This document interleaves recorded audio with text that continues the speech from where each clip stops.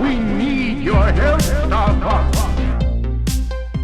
As the oldest of the three major console companies right now, Nintendo has a very beloved history of retro systems. So much so that a lot of them have been given new life again and again in different ways. Whether that's games being ported to later systems, different services that you access and play these games, or even the Classic Edition systems which offer a sort of greatest hit selections of things that came on the NES and SNES. But in the rush of all these different products that allow us to play our favorite old games, there's one system in particular that's been having the roughest time coming back. And that's the N64. The NES and SNES are old enough that a lot of their games are very easy to adapt to various different platforms because the button inputs are so simple. And the GameCube came out just before HDTV started getting more standard, and so there's a couple different options to make that work, along with just simply using them with a Wii. The N64, on the other hand, hasn't really had those options. A few select games have been ported over time. There were virtual console titles on the Wii, and some very big hits were brought over to the 3DS, like Ocarina of Time and Starfox, but even then, there is a very large library of awesome N64 games that are pretty hard to play on modern systems. I was just looking at my Instagram. By the way, if you want to see some more photos of the Super 64 alongside some of my favorite N64 games that I've tracked down, you can check that out on my Instagram. You can also see BTS shots from videos like this one on the Instagram for Sun Squared Media. Both of those are linked down below. Now, this is an issue that a lot of people are aware of. There's been a lot of clamoring for an N64 Classic Edition after we received the other ones. There has been talk from different companies of releasing their own systems capable of playing N64 games and hooking up to an HD TV, and we now finally have the first of those products that can let you do that. The Super 64 from Eon. The promise of the Super 64 is to be a very easy way of taking your pre-existing Nintendo 64 system and hooking it up to a modern TV with as little fuss as possible, giving you not only a clear image, but still maintaining all the things that are good about retro gaming, like having minimal input lag. The question is, does it work?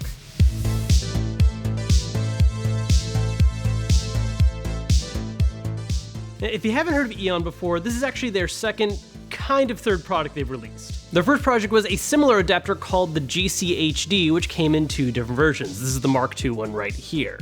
And it basically delivered on the same main promise the Super 64 has, but for the GameCube, giving you the ability to hook it up to HD TVs. Now, the GCHD offered a ton of different options. There were a lot of different ways you could customize the image and fine-tune it a little bit, and most of this was controlled through the ability of being able to interact with the universal remote, which was a little annoying, but still offered a lot of great customization, and the default options were strong. I was a big fan of it. The Super 64, on the other hand, is considerably simpler compared to the GCHD. Whereas the GCHD had a ton of different options and ways to customize, the Super 64 basically has, well, one. By comparison, the Super 64 is something that's a bit simpler and a little more straightforward. It still offers the same main promise of being able to allow you to plug into your N64 without any additional cables. You don't have to plug into power, you don't have to add any kind of modification to the system. It just plugs right into where the video out would be for your N64, and bam, you now have an HDMI out port to work with. What's really kind of handy about this too is that the way the N64 itself is designed, there's already a lot of bulk happening on the back end of the system. I mean, if you ever have used an N64, the power supply itself sticks out way far. So while this does add a little bit to the overall dimensions of an N64, it's actually not protruding in any kind of noticeable way because it's basically just balancing out with that power adapter. Now, in comparison to the GCHD, which offered all kinds of different ways to customize and fine-tune the image, the Super 64, on the other hand, is much simpler and really just has one special feature. And that's not because they were trying to get rid of any features or they were trying to cheap out or anything like that. It's just that there's only so much you can do with an N64 video signal compared to a GameCube's. So for the Super 64, there's only one single feature that it has, which is called Slick Mode. Instead of having to rely on using a universal remote to go through a bunch of menus that are hidden, it just relies on a single little button right here on the side that you hit. When you hit this button, it turns on Slick Mode. When you hit it again, it turns it off. As simple as that. Now, as for what Slick Mode does, it applies a filter to the image that's being put out by the N64 to smooth out a lot of the rough edges. See, when you're using an adapter like this for the N64, it's not adding any kind of additional lines, it's not changing the resolution of the image, it's instead putting out a nice clean 480p signal, which is all you really need to get a good looking version of the game. But because it's a 480p signal being shown on a modern TV, especially if you're using a larger one, you're going to start noticing all those blocky pixels, and depending on your personal preference, that can look a little annoying. But there are a couple of cases here and there where I do find the crisper look of just leaving the Slick Mode off does look slightly better to my eyes. I think one of the main examples has to be Starfox 64. So with Slick Mode, it's adding this effect where a lot of these hard pixels are now being smoothed out to look more like traditional lines. Now the trade-off here is that it is actually creating a slightly blurrier image, but you're only going to really notice that if you're using it on a very large TV and you're playing at a pretty close distance. If you're playing from further away on a smaller screen, generally it just flat out looks a lot better. In my experience, the vast majority of games that I've played using the Super 64, Slick Mode is the way to go. Some games in particular look way better, like Mario 64.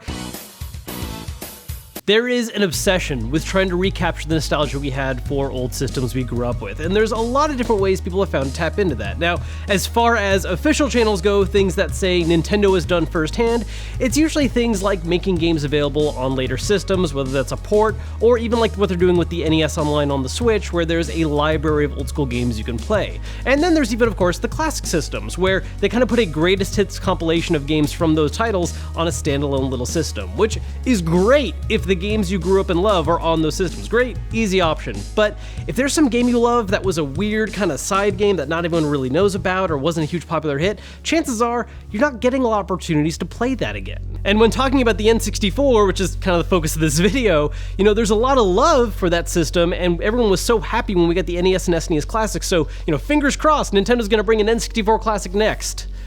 Nope. We went a whole year without any new system coming out, and even on the record, while Reggie was still working for Nintendo, he stated, yeah, the NES and SNES were cool ideas, they were kind of one-off limited things we wanted to do, we're not looking to move forward on any other kind of similar products, meaning the hope of an N64 system like that probably isn't happening. Again, compared to the GCHD, the Super 64 is a very simple product, and I think that's really the big focus of it that Eon has, is that this is meant to be a maximum convenient option for people that want a way to play N64 games on a modern TV, because there really aren't that many out there, and the ones that exist are very expensive, more so than a Super 64, or they're much more specialized and involve things like having to actually open up and mod a system, whereas in the case of the Super 64, you just plug this into the back, plug an HDMI cable into it, and you're done. Now, as for how the games actually look while you're playing with this, honestly, they look really, really good. There's definitely some visual aspects here and there that stand out as being a little awkward. Sometimes things don't properly translate to a modern TV, and there are things that accounted for playing on a CRT that just doesn't work when you're doing it in HD, and this isn't doing any extra work to try and clean any of that up. It's focused on just being able to give you an easy way to push that signal, and I'd say that overall, it is worth it. It's certainly not a cheap option at $150. This is not aimed at just every single person out there who owns an N64. The goal is definitely people who are N64 enthusiasts that want an option to use their systems still today on a modern screen without having to deal with a lot of hassle like modding or anything beyond that. It's just a good, simple, straightforward solution that gets the job done. Something I think is really important to emphasize and point out about the N64 in particular is that there really aren't that many options out there. For NES and SNES, there are a lot of ways of experiencing classic games. Even the GameCube has a couple options, including the GCHD that we talked about. But when it comes to N64 and something that's actually a convenient choice, this is basically the first one.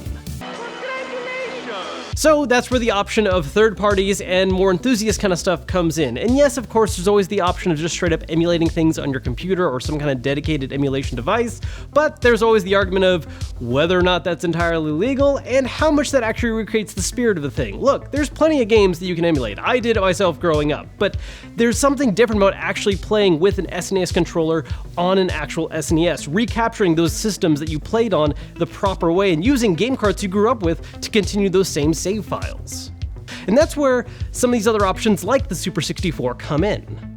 Now those are great options and I'm a big fan of them, but there is also a certain magic that's gained from the other option, which is something that just modifies a previous system. Whether it's something that is in-depth, where you're opening up an old school system and changing some parts of the board, or something that's simpler like the Super 64 where you just plug it in and you're good to go. Because there's a certain kind of feeling you get with this concept of, hey, this is the N64 I grew up with, these are the games I still have, the controllers I still have, and this gives you a way to take all of that and just use all of it today on a modern screen. This is something I've talked about a few times on this channel, where, of course, I love modern games. There's a lot of amazing stuff coming out and things that were never possible before in gaming, and most of what we cover on the channel is modern stuff. But there's a part of me that has always been fascinated by and has a deep love of any kind of tech that focuses on taking those old experiences I grew up with and finding ways to bring it into the modern age. And for the longest time, sadly, the N64 is one of the systems that's just kind of missed out on that experience. And that's why I'm so happy to see something like the Super 64 come out, and hopefully, it's just the beginning.